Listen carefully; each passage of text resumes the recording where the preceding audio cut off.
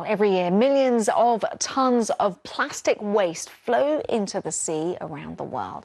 Now, for the first time, there's going to be an attempt to get into the middle of the Pacific Ocean to try to clean it out. Our science editor, David Schuckman, explains.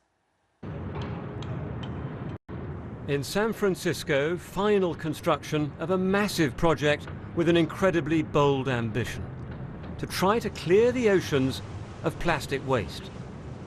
This animation shows how the huge structure is meant to collect millions of pieces of plastic to make them easier to get rid of.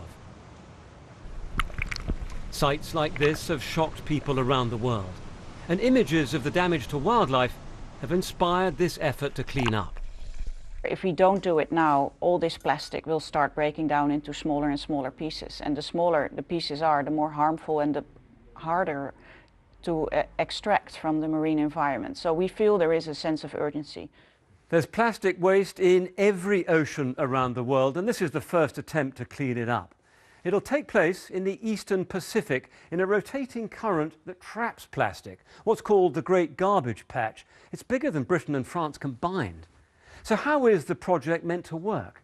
Well, a giant tube 600 meters long will float on the surface and bend into a shape like a horseshoe, drifting naturally with the currents and the winds.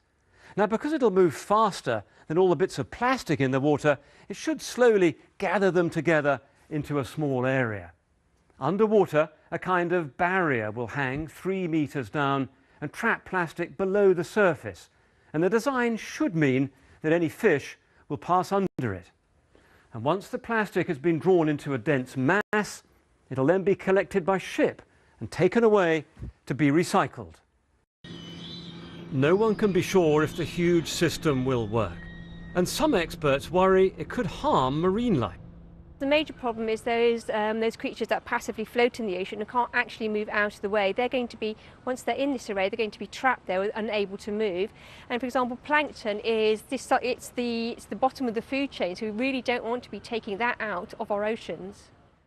That's clearly from the teeth of a fish, is it? I mean, there's no other... No, there's no other explanation. One of the scientists on the cleanup project says because the plastic is being eaten by fish, it's entering the food chain, so should be removed. It's been there for years.